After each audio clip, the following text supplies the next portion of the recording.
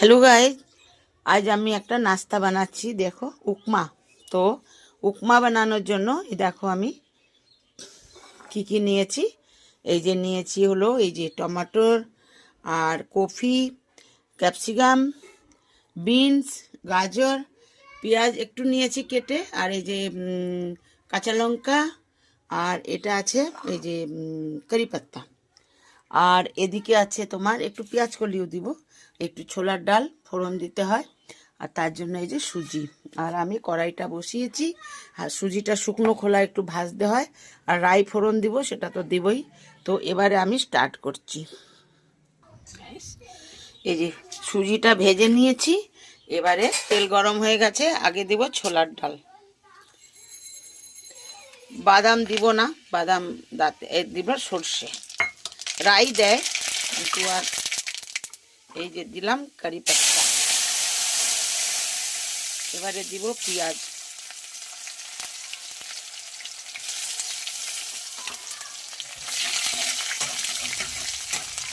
ধীরে ধীরে সব দিব। দেখো, এক এক করে সব সবজি দিয়ে দিয়েছি। এবারে সবজিটা ভাজা ভাজা হয়ে গেছে, আর আমি মটরশুঁটিও দিইনি আর বাদামটাও দিইনি, কেননা এবারে ভাজা সুজিটা দিয়ে দিচ্ছি।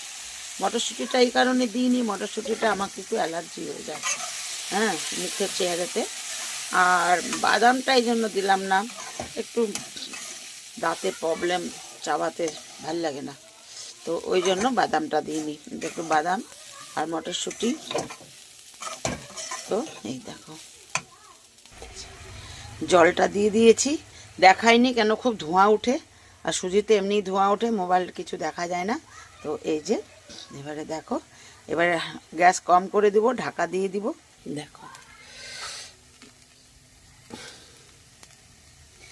এটা আমি সাদা তেল দিয়ে বানালাম, আর একটু ঘি এই যে এখন দিব উপর দিয়ে, কেন আগে আমি শুধু ঘিয়েই বানাতাম, এখানে ঘি পাওয়া যায় না ভালো, আর কি বলবো।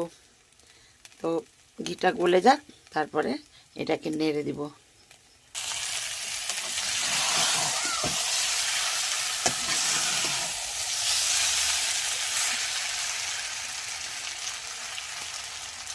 সুজি উপমা বানানো সুজি আলাদা হয়, কিন্তু এখানে এটা ঘরের সুজি দিয়েই করেছি, একটু মোটা দানার হয়।